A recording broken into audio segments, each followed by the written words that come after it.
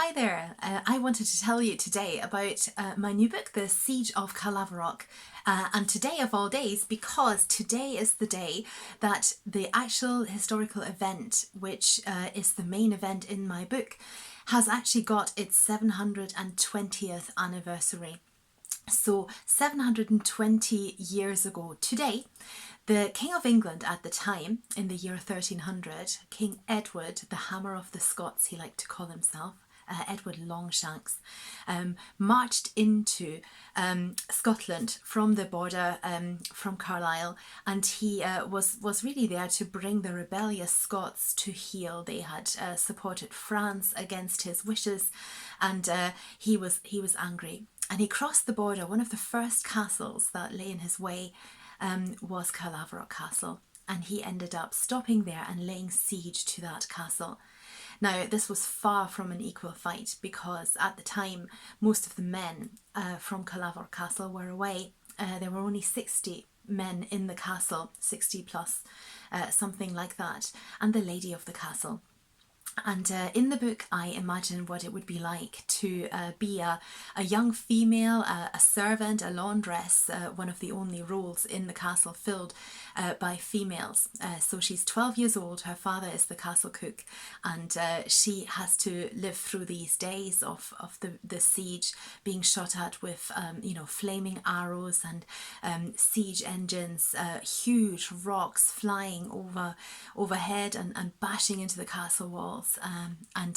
So I've kind of invented a castle story based on a real event, but there are other things going on. In fact, the most dangerous person is actually inside the castle, and this is a significant problem for Ada, my heroine. So the thing that I wanted to show you is actually this book. It is a copy of the heraldic poem about the siege, which actually survives to this day. And it was written in the fashionable French at the time. In those days, if you were posh, then you spoke French in courts and in high-ranking households. And if you had a name, then you would quite often stick a little French bit in front of it, like de or le, just to make it sound a bit more French and a bit more posh.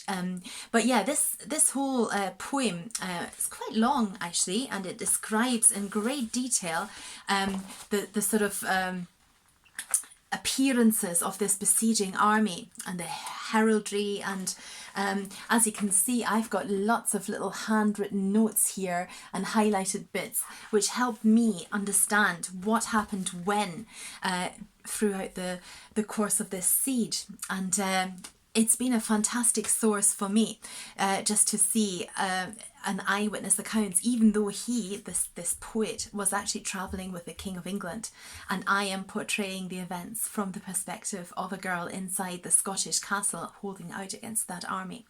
But I thought, because today is the anniversary, it seemed a shame not to introduce you to the real events.